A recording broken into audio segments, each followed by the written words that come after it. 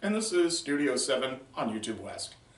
And today I'd like to talk to you about a newer movie in my book. It was done in 2004 and it stars Will Smith, and the movie is called I, Robot. Now, when Isaac Asimov wrote this book long ago, he predicted that robots would be part of our daily future, and they are. I have one in my house. I have a vacuum cleaner. I tell it what to do. Sometimes it does what I tell it what to do, and sometimes it doesn't. And what they created what they learned from this book was that we should be fearful of that which we give control over our lives to. And we always talk about being fearful with the government and fearful with everything else. But when it comes to technologies in our household, like Alexa and robots and things like that, most of the time we're not fearful. This movie helps you, the person, understand what can happen when stuff gets out of control. And I'm not talking about Terminator 2 Judgment Day. And what's really nice about this movie is that if Isaac Asimov had picked an actor that he thought would have been, at the time, appropriate to play his detective in his robot adventure story, he probably would have never thought of somebody like Will Smith.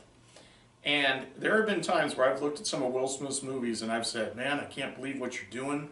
It's horrible, it's tacky, it's low, it's unnecessary. I can't believe I'm going to finish this movie. Sometimes I didn't, like Collateral Beauty. But Will Smith in I, Robot is outstanding. And what is outstanding about him is this is the time in his career where he was concentrating on being an actor, not concentrating on being a star.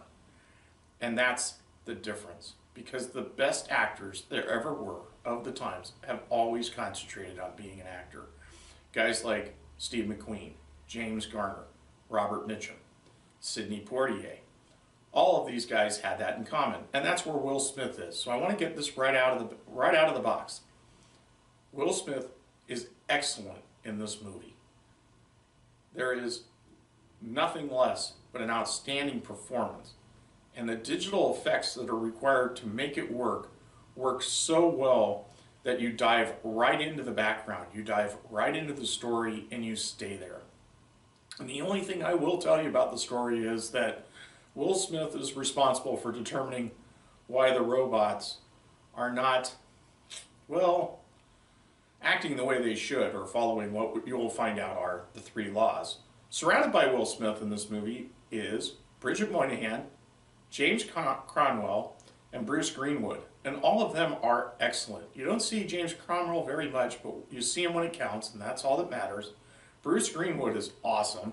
And Bridget Moynahan is so tasty during this movie, it's just unreal.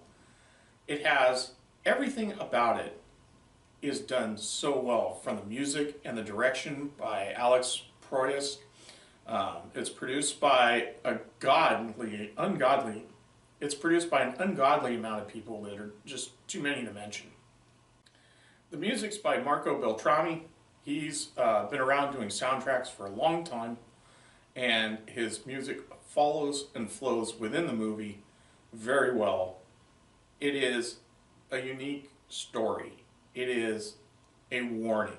It is a understanding of what we call things to come. I like it a lot. It is probably Will Smith's, in my book, only 7 out of 7 production. The next closest thing might be In the Pursuit of Happiness or Enemy of the State.